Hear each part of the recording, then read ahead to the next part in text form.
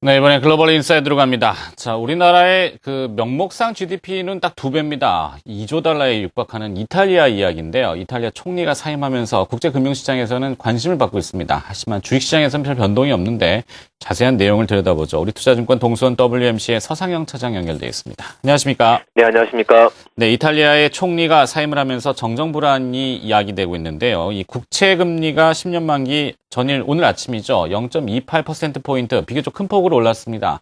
어떤 내용들을 포함하고 있습니까? 지난 6일 이탈리아의 경제 개혁안에 대해서 기권을 표명하면서 베를루스코니 전 총리의 자유국민당이 몬티 총리를 압박하였고, 이러한 모습 속에 토요일 세금 포탈로 유죄 선고를 받고 미성년자에 대한 성추행으로 재판을 받고 있는 이탈리아 베를루스코니 전 총리가 공식적으로 몬티 총리에 대한 지지를 접고 자신이 다시 한번 총리직에 도전하겠다는 선언을 하는 발표를 하였습니다. 그렇게 하자 몬티 총리가 내년 예산안을 통과시킨 뒤에 사임하겠다는 발언을 하였는데, 이로 인해서 내년 4월에 있을 이탈리아 총선이 2월로 좀 빨라질 것이라고 여겨지고 있습니다.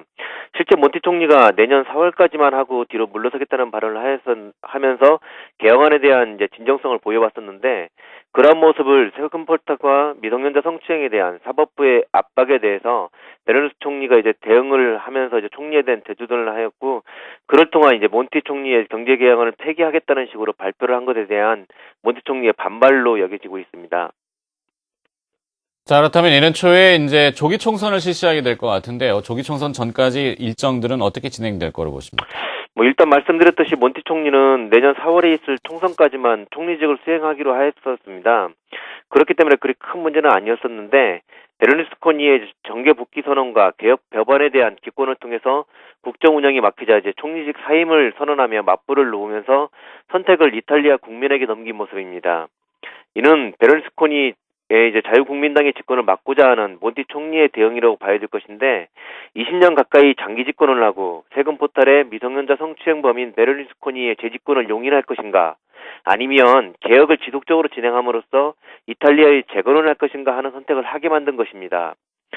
이후 해외 언론에서도 나오듯이 몬티 총리가 재집권을 위해서 총선 출마를 해야 된다는 보도가 많이 나오고 있고요.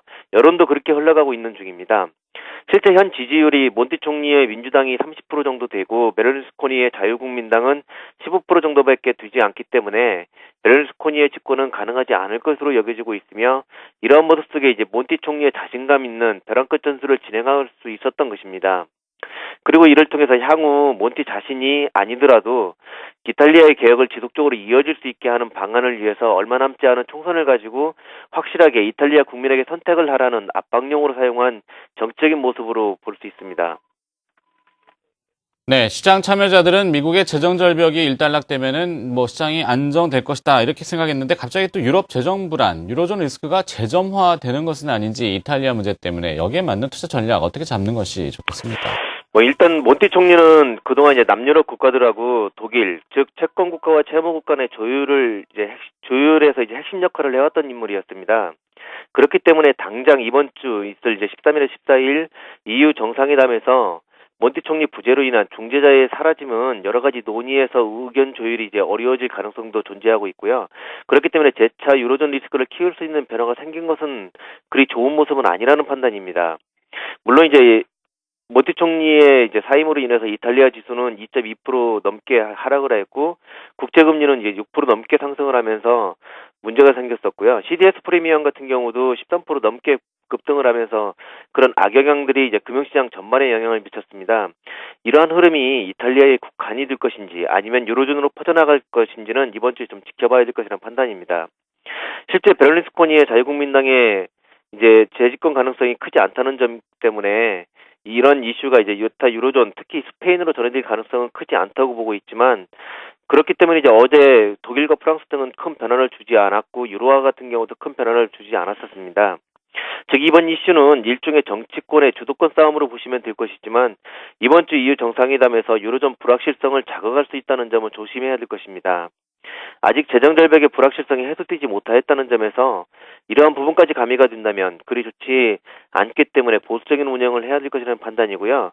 다만 조정시 매수는 어제 미국 시장도 그렇고 우리 시장의 외국인이나 연기금 등의 흐름들을 보면 소재, 산업재 등 경기 민감 업종에 대한 부분들을 관심 있게 살펴보고 있기 때문에 그 부분에 대한 관심은 지속적으로 유지를 해야 될 것이라는 판단입니다. 네, 잘 알겠습니다. 이탈리아 문제에 대한 이야기 들어봤습니다. 글로벌 인사이드 우리 투자증권 동수원 WMC의 서상영 차장이었습니다. 고맙습니다. 네, 감사합니다.